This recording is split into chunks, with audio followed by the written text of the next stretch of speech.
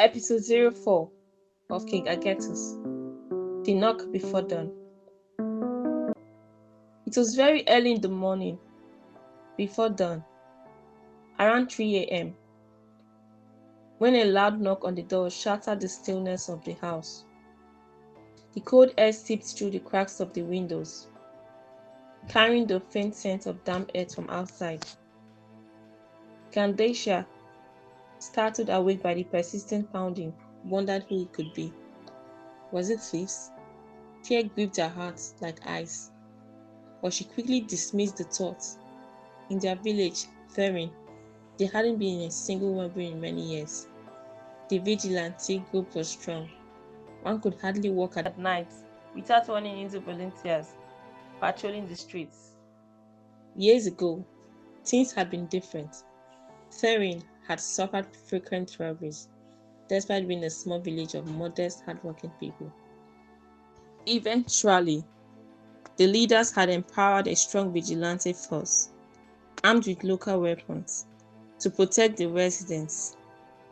Since then, nights had been peaceful and days worry-free.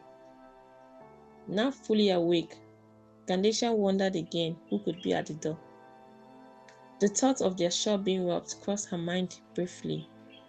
Perhaps someone had come with bad news. But she brushed it aside, recalling the tight security around the market. Outside, the wind rustled the leaves of the nearby trees. Their whispers blended with the knocking, making the moment feel even more tense. Suddenly, she thought of Leopold.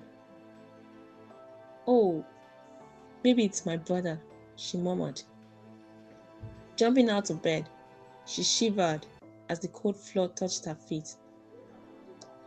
"He said he would be back shortly.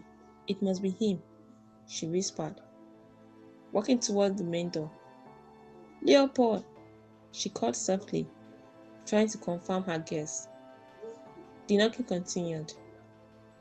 Then a voice replied, not Leopard's, but another familiar one. "Gandecia," it called. She froze. It was Cedric, the chief vigilante of Therin. Surprised, Gandecia wondered why Cedric would come at such an hour.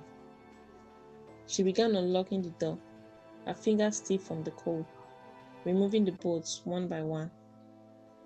By now, Clementus had woken up, drawn by the noise, and joined his mother by the door. "Mom, what if they are robbers?" Clementus asked nervously, his voice trembling. "They can't be robbers," Gandecia replied softly.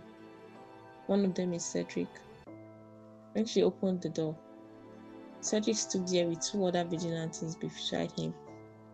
Their faces were hard to make out in the dim light, shadowed by the faint glow of the lantern. "We need to come in," Cedric said quietly. Still confused but obedient, Gandecia stepped aside. The men entered silently. The faint clatter of their boots on the wooden floor echoed in the empty house. Gandecia and Clementus watched them anxiously, hearts pounding. "Our farmers reported something around 11 last night," Cedric began. "They saw a man lying on the road near the mountain path, in a pool of blood. It looked like he had been attacked, but we don't know by who or why." Cedric paused, glancing briefly at his companions before continuing. Gandecia frowned, clearly wondering what the information had to do with her. "I'm sorry, Gandecia," Cedric said at last, his voice low and heavy. "It was Leopold. He's dead." The words struck like thunder. Gandecia froze. Clementus stared at her, wide-eyed and trembling. Then Gandecia let out a piercing cry. "Leopold!" she screamed, collapsing to the floor. Her cries echoed through the house, mingling with the faint whistle of the wind outside, waking Brios and Agetus. "Mama! What's the matter?" Joyous shouted, rushing from his room. Clementus knelt beside his mother, holding her tightly, tears streaming down his face. No one answered. Then, in a low but steady voice, Clementus turned toward Agetus. Your father is dead. Agetus' eye widened in disbelief. He glanced toward the open door and, without a word, bolted outside. Go after him, one of the vigilantes said. Joyous immediately followed.